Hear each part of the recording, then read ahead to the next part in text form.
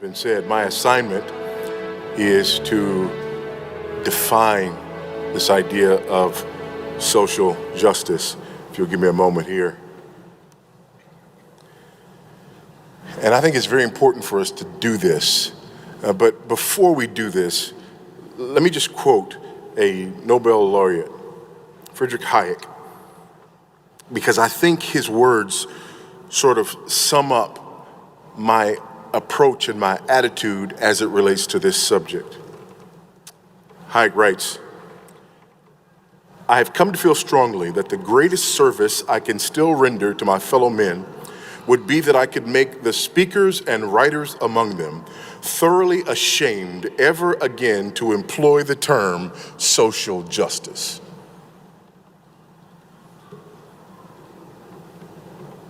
I think that is a worthy goal, to make speakers and writers everywhere ashamed to ever again use the term social justice. And why? Why would I want to do that? Well, let me quote someone else who's not a Nobel laureate, but insightful nonetheless, Inigo Montoya. You keep on using that word.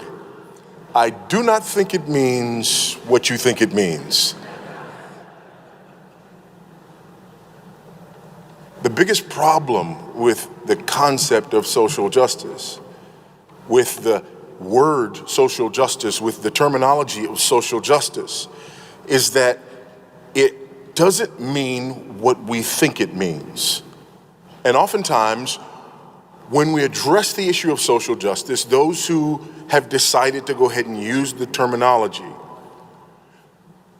want first for the terminology to be understood based on their intentions and not based on the broader understanding. And that is simply, number one, not fair, and secondly, quite naive. And so I want to look at three things. Number one, I want to look at the meaning of social justice. And as we do this, here's what I'm not arguing. I'm not arguing that we need to reduce this to a question of semantics and then move on. That would be inappropriate. If all we're talking about here is semantics, that would be inappropriate. That's not my argument, but we do need to look at the term. Secondly, I want to look at the movement. And thirdly, the mission.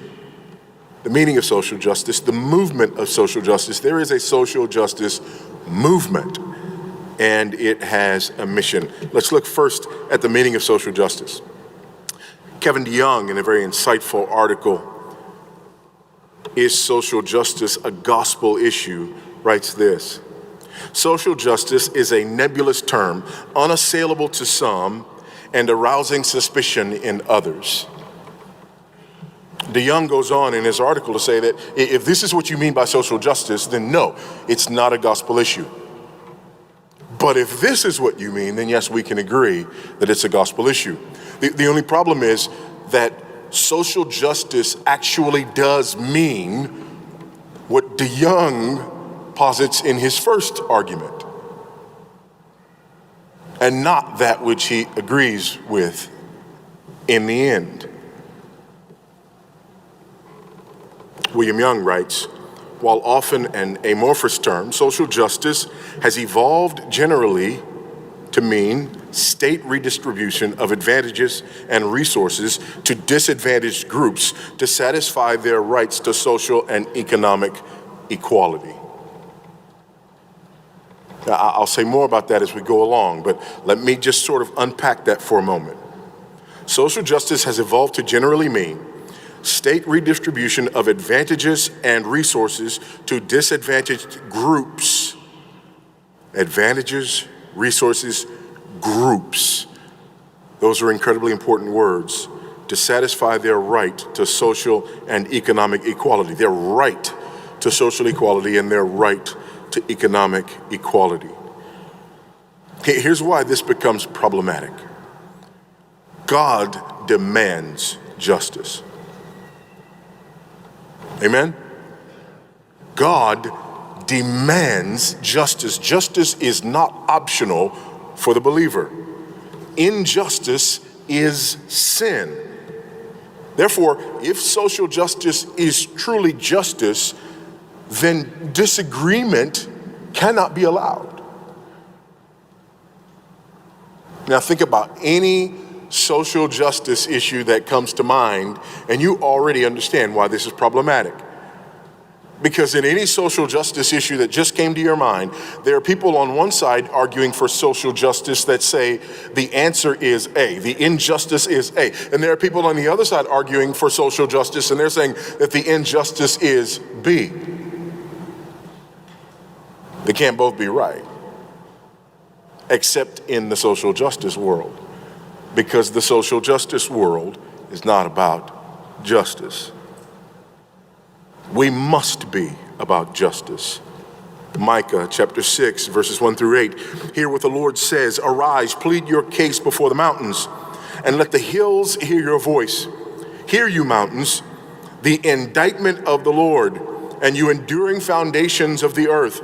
For the Lord has an indictment against his people, and he will contend with Israel. O my people, what have I done to you? How have I wearied you? Answer me, for I brought you up from the land of Egypt and redeemed you from the house of slavery. And I sent before you Moses, Aaron, and Miriam. O my people, remember what Balak, king of Moab, devised, and what Balaam, the son of Beor, answered him, and what happened from Shittim to Gilgal, that you may know the righteous acts of the Lord. What then? Shall I come before the Lord and bow myself before God on high? Shall I come before him with burnt offerings, with calves of a year old? Will the Lord be pleased with thousands of rams, with 10,000s of rivers of oil? Shall I give my firstborn for my transgression, the fruit of my body for the sin of my soul? He has told you, O man, what is good. And what does the Lord require of you? But to do justice, to love kindness or mercy, and to walk humbly with your God. Justice is not optional. We must do justice. Let's look at the mission of social justice as we continue to try to understand its meaning. The mission of social justice really happens in stages. We've heard about some of it. Number one, identifying disadvantaged groups. And it's important to understand that social justice is not about the individual, it's about the group. And this is why, you can say as much as you want about an individual having success. But the issue is not individuals who have success or whether individuals can have success. Hooray, there was a bi-ethnic man who was the president, right?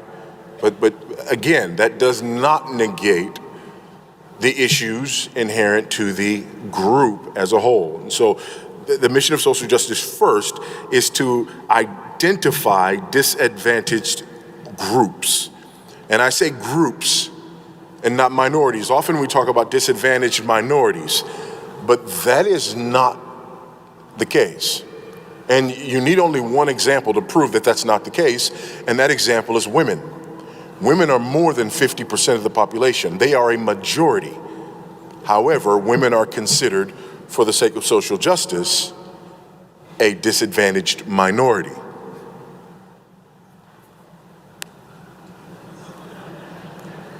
Amen. I don't write the rules, y'all, okay?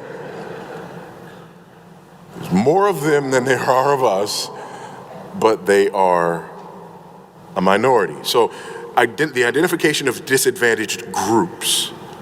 This is incredibly important. This is why we do politics the way that we do. In politics, we don't want to know if this candidate is ahead in the polls. That's not enough. We want to know that this guy is doing really well with redheaded, left-handed white females, and this guy over here is really doing well with blue collar, Ford truck driving. We want to know which groups they are representing, because politics now is identity politics. And we want to know what you will do for our group, not necessarily who you are, what you believe, but what you will do for our group. So identify disadvantaged groups. Secondly, assess group outcomes. Again, this is not about individual outcomes, this is about group outcomes. We have to assess group outcomes. Thirdly, assign blame for disparate outcomes. Assign blame for disparate outcomes. If this group is having a negative outcome in this particular area, then we need to find out who's to blame for that.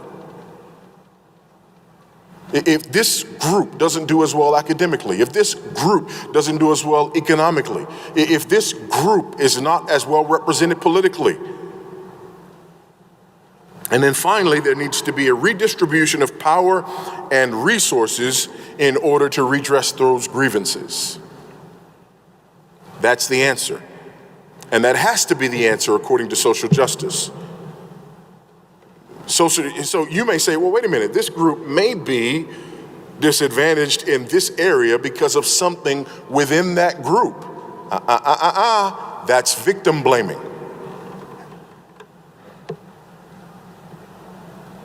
Yeah, but there could be statistical reason. I don't want to hear about your statistics. You're blaming the victim.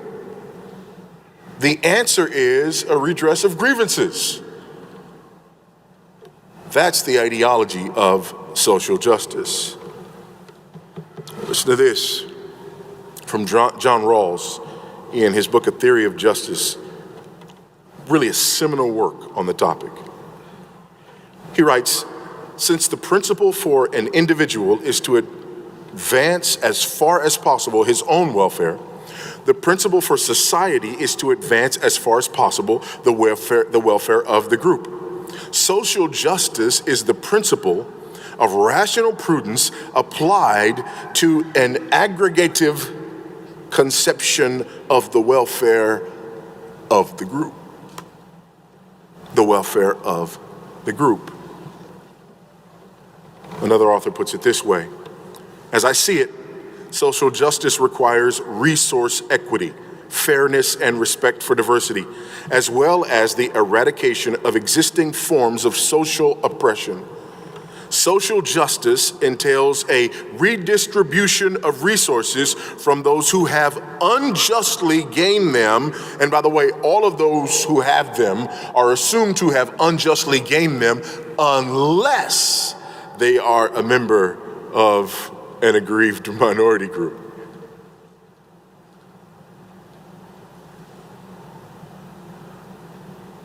So if you're a white person who has acquired wealth, that's unjust.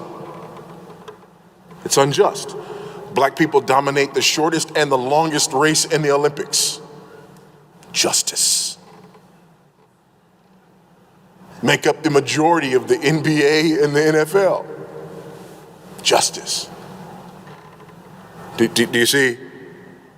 The idea here is if the disparity accrues to the benefit of a group that is identified as an oppressed minority, then the disparity is not to be looked at.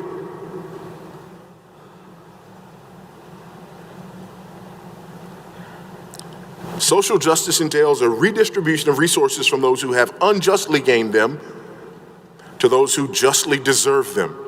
And it also means creating and ensuring the processes of truly democratic participation in decision-making. It seems clear that only a decisive redistribution of resources and decision-making power can ensure social justice and authentic democracy.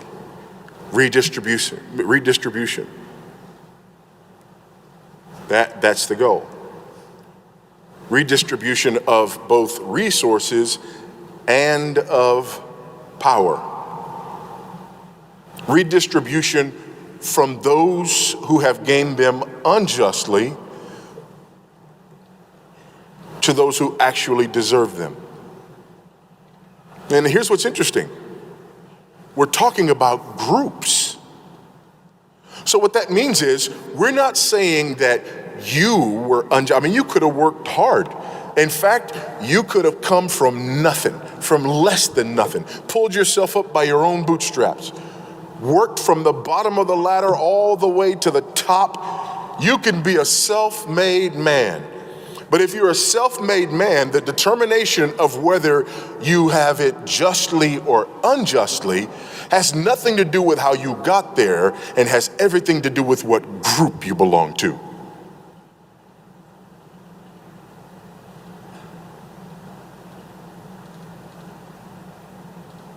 So you can be a white person from Appalachia who was born with nothing and clawed yourself out.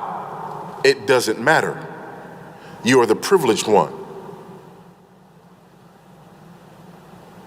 And if you stand shoulder to shoulder with the son or daughter of Colin Powell, who grew up with privilege and power, the answer is whatever they have, they deserve.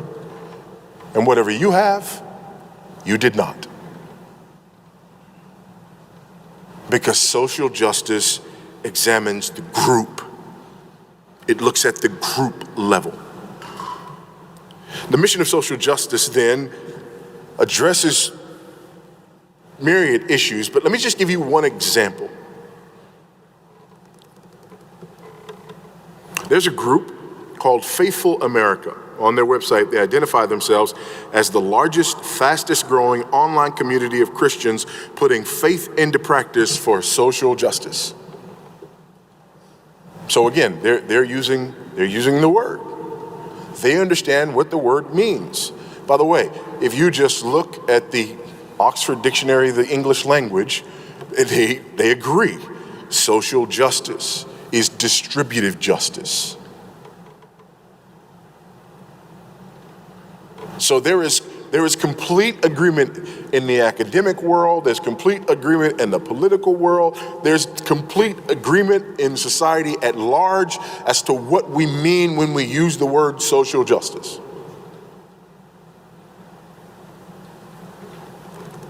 Faithful America has on their page some of their victories and exploits in fighting for justice. Again, largest online Christian group fighting for social justice. What have they accomplished? Well, they fought back against Hobby Lobby. That's number one on their list. They fought back against Hobby Lobby. Why did they need to fight back against Hobby Lobby? Because Hobby Lobby was fighting for the oppression of minorities who are not minorities. Okay. Convinced Google to drop World Vision. Convinced Google to drop World Vision. 3, forced MSNBC to drop the Family Research Council. Are you seeing a pattern here? 4, helped students win justice for a fired principal. The fired principal was a sodomite. Openly gay man. They went to war and won justice for this individual. Defended an unjustly defrocked pastor. Who's the unjustly defrocked pastor?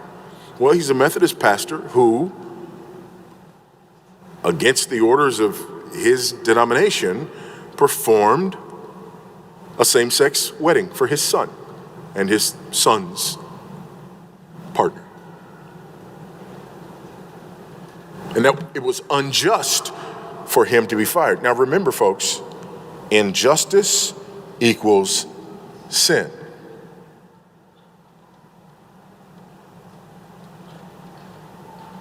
It is a sin not to perform same-sex unions.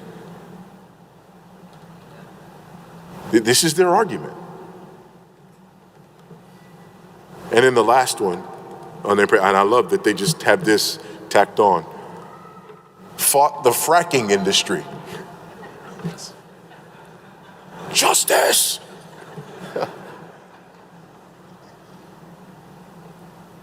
Now, if you think that those don't make any sense, then you don't understand the social justice movement. Let me explain this for you. There are three main areas encompassing the social justice movement. Three main areas. There are others for sure, and we'll talk about some of those, but there are three main areas. The first is minority equality, writ large. Minority equality, okay? The second one is feminism and women's rights. And the third one is LGBTQA+ rights. Minority equality, when they talk about minority equality, this idea that we've already talked about, success and wealth are a result of illegitimate privilege unless that success and wealth has been accrued by someone who does not belong to the illegitimately privileged class. So, for example, Asians are a minority, right? Asians are a minority. However, on college entrance, college admission, they're whooping everybody. Not everybody, they're whooping everybody. That's beyond everybody, right?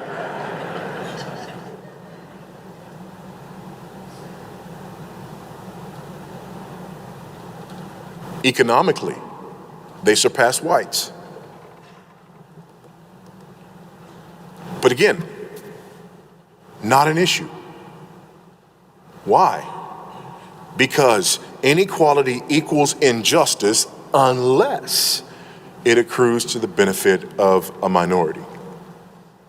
Or let's say not a minority, but to an oppressed group. Because remember, women are majority, but they are given minority status. Feminism and women's rights. Again, this is another one. It is always part of the argument.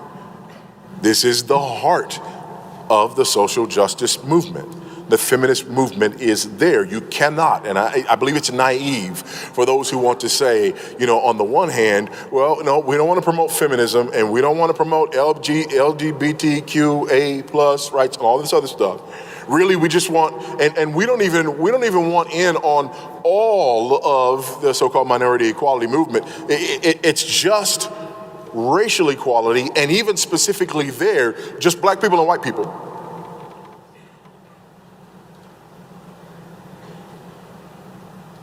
That's like putting hot water in the front of your bathtub and saying you don't want the back to heat up.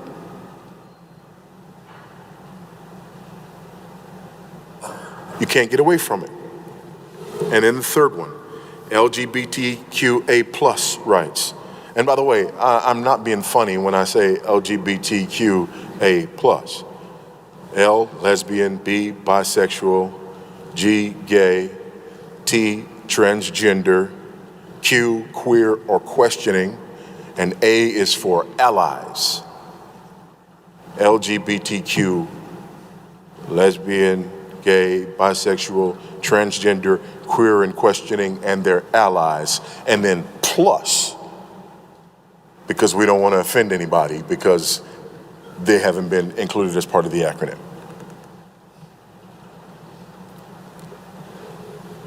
There was a book called After the Ball. You may have even heard me speak about this book.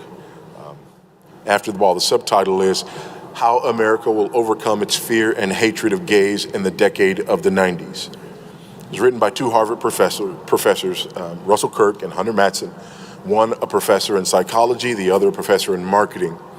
And their book, in their own words, was a propaganda strategy. Their propaganda strategy had three phases. Phase number one, desensitizing. Phase number two, jamming. And phase number three, conversion. These are also the phases of brainwashing. And they acknowledge this in their book. Desensitizing. What do we do in the desensitizing? Well, you get straight people used to seeing gays, gay people, gay relationships, gay sex, get them used to seeing it. And Kirk and Mattson in the book say, this is the analogy that they use, right? They may have an aversion initially to taking this shower, but eventually they'll get used to being wet. Just bombard them through the media, bombard them through television, bombard them through movies, bombard them through the educational system to where it's just normalized. And here's what's interesting.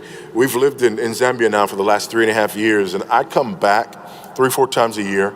The family is here. We're on a 2-month furlough, and I've been getting my football fix, the playoffs are going on, and I've been getting some other stuff like that we just, don't even, when I was here, maybe not. Now that I can't do it, man, I need it. So anyway, I'm watching and I'm noticing a number of things. I'm noticing that there are a couple of commercials that I'm seeing, a couple of companies that are running commercials. And I keep seeing these commercials over and over again. One of them is a company that is promoting the sale of jewelry, right? And for special occasions.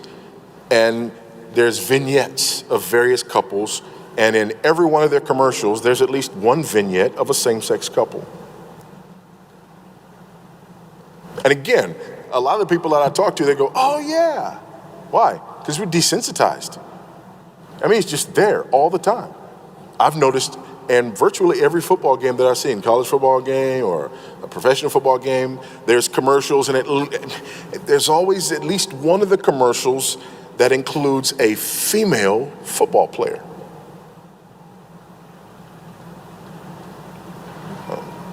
Huh?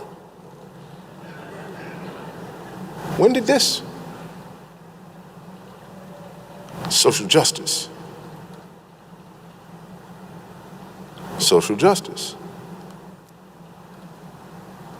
Minority equality, feminism, women's rights, and LGBTQ plus rights. And now we've sort of moved beyond. There's the desensitizing, then there's the jamming. And the jamming, what they do is they say they want to reduce the so-called psychic rewards. They want to, identify the idea of being against same-sex marriage with the idea of being a skinhead or a neo-Nazi or whatever. Some of you are still offended because I used the word sodomite earlier. I did that intentionally because I was going to talk about being desensitized and being jammed. The reason that you felt uncomfortable with me using that word is because you've been jammed. It's a word the Bible uses. Amen. The word homosexual, very recent invention. The word gay, up until, just within a single lifetime, you've seen gay going from meaning happy and, right? Queer, the word queer. Anybody read The Secret Garden? Right? The Secret Garden is it's the book that we read, Secret Garden, right? We were listening to The Secret Garden during one of our trips, and I did several, like half a dozen times. The word queer is used. It means, what it used to mean, somebody is a little strange. We've been desensitized, we've been jammed, and then there's conversion. Conversion is when people become allies. Become allies. How do you make people allies to the LGBTQA plus community? Kirk and Mattson? By identifying gays and gay people as aggrieved minorities and hitching their wagon to the civil rights / social justice movement, so that the idea of being anti-gay is equivalent to the idea of being a member of the KKK.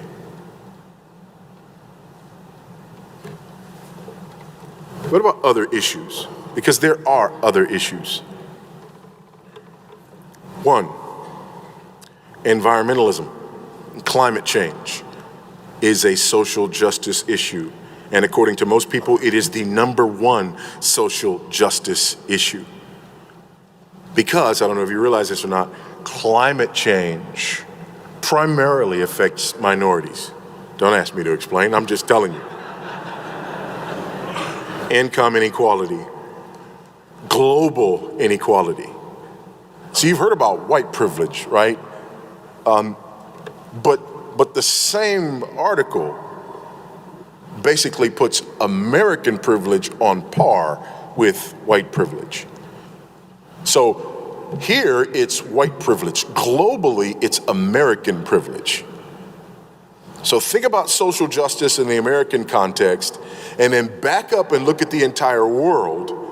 And America is the rich bad guy who has unjustly acquired his wealth, who needs to be brought to heel and have that wealth redistributed to the rest of the world. How are you going to do that? Go back to number one, climate change. How are we going to deal with climate change? Well, easy. You guys pay.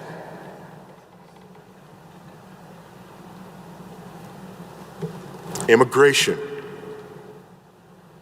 universal health care, animal rights, veganism and vegetarianism, and access to abortion. I want us to look at two of these, because some of y'all are like, veganism and vegetarianism? Yes. If I could show you, I'd show you this website. Black veganism rooted in social justice. What does black veganism have to do with social justice? Well, the article goes on to say, for a lot of black people, it's the link between social justice and food access. Veganism gives black youth personal autonomy. We take back control of our own diet in a system in which we are not in control of many of the things that we purchase.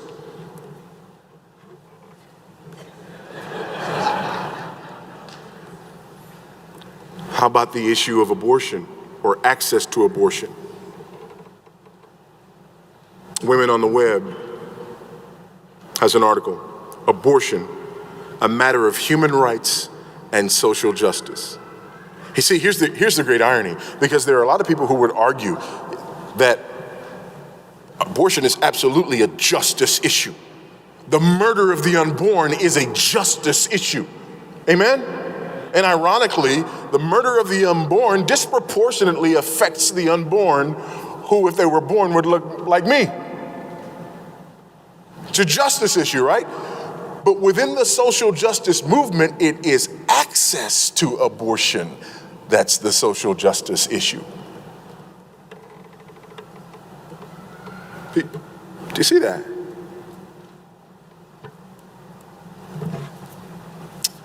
Got less than 2 minutes left. 3 issues here.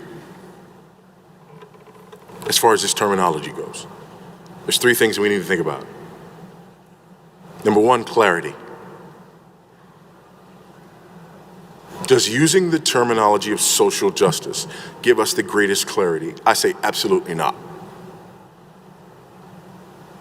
Because whenever we want to argue that social justice is a gospel issue, the first thing we have to do is move away from the definition of social justice that everybody already knows.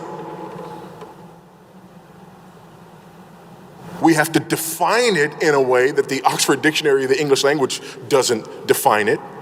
We have to define it in a way that schools of sociology and social justice, yes, Stanford, University of Texas, University of Chicago,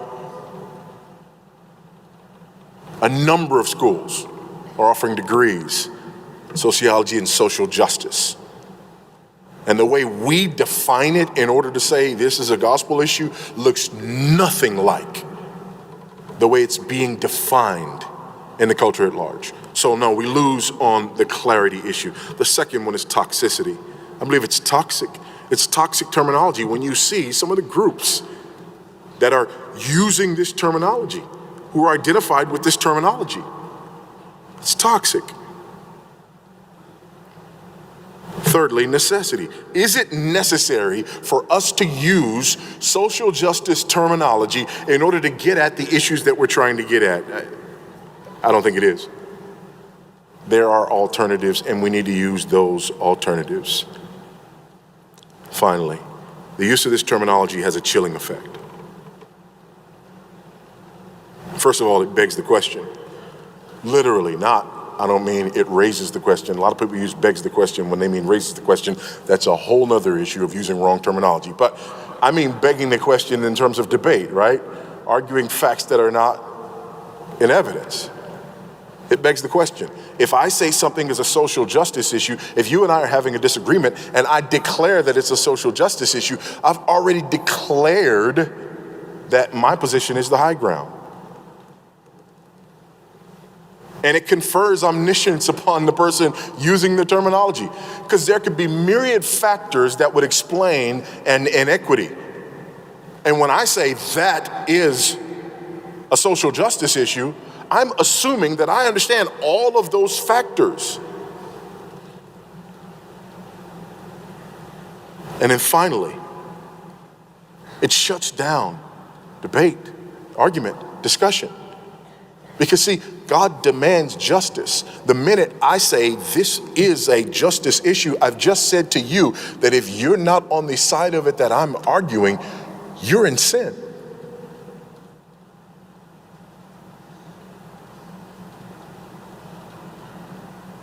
And so it has a chilling effect. We got people scared to talk to each other.